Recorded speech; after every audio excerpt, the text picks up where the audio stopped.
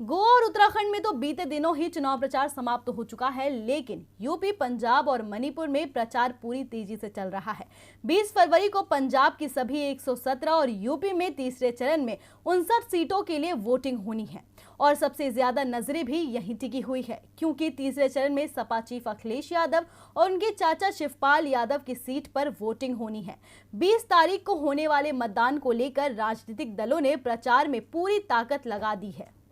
UP में पहले चरण का मतदान समाप्त हो चुका है और दूसरे चरण का मतदान 14 फरवरी को होने वाला है। अब सभी सियासी दल तीसरे चरण के चुनाव प्रचार में जुट गए हैं। सियासी पार्टियां अपनी अपनी पकड़ मजबूत करने के लिए जनता से संवाद कर रहे हैं। यूपी का सियासी पारा और चढ़ाने के लिए समाजवादी पार्टी के प्रमुख अखिलेश यादव आज फिरोजाबाद में थे, जहां से उन्होंने एक बार फिर 2022 में बदलाव होगा, बीजेपी का सफाया होगा नारा देते हुए अपनी जीत का दावा किया और बीजेपी को सत्ता से बाहर का रास्ता दिखाने की बात कही। अखिलेश ने बीजेपी पर जमकर निशाना साधते हुए कहा कि बीजेपी सरकार आप लोगों को खाद तक नहीं दिला पाई, बोरी में भी 5 किलो की चोरी, ना रोजगार ना नौकरी।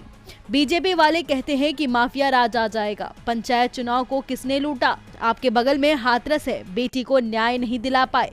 कासगंज में नौजवान की हिरासत में जान चली गई। उत्तर प्रदेश में सबसे ज्यादा असुरक्षित महिलाएं हैं। अखिलेश यादव बीजेपी की नाकामियों को उजागर करने का कोई मौका नहीं छोड़ते, तो बीएसपी चीफ मायावती भी बीजेपी की घेराबंदी में जुटी है। मायावती ने बीजेपी पर हमला करते हुए ट्वीट किया कि कर्ज में डूबे घुटन का जीवन जीने को मजबूर किसान द्वारा जान देने की खबरें विचलित करती है, किंतु अब बेरोजगार युवाओं द्वारा भी खुद की जान लेने की विवशता ने राष्ट्रीय चिंता, बेचैनी और आक्रोश को और बढ़ा दिया है। फिर भी विकास और इंडिया शाइनिंग जैसे बीजेपी का वादा कितना सही। बीजेपी की ओर से संसद में भी बेरोजगारी की समस्या से इनकार करना इनकी ये गलत और अहंकारी सोच नहीं है तो क्या है?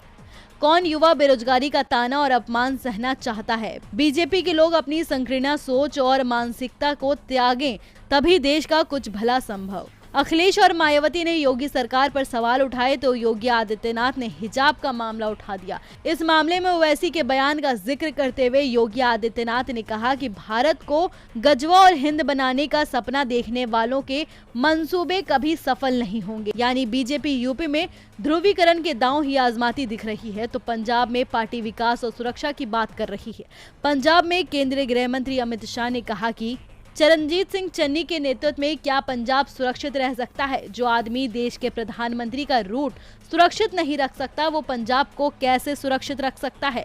जबकि केजरीवाल कह रहे हैं कि हम पंजाब को नशा से मुक्त करेंगे। अरे ओ केजरीवाल जी, पूरे दिल्ली को शराब में डुबोने के बाद आप पंजाब में आकर कहते हैं कि हम नशे से मुक्त करेंगे। क्या ये पंजाब को नशा मुक्त कर सकते हैं? चुनावी जंग में आरोप प्रत्यारोप का दौर तो चलता ही रहता है, लेकिन कौन किस पर कितना हावी होता है और कौन एक दूसरे को सत्ता की कुर्सी से उतार कर खुद बैठता है, ये तो आने वाला वक्त ही बताएगा।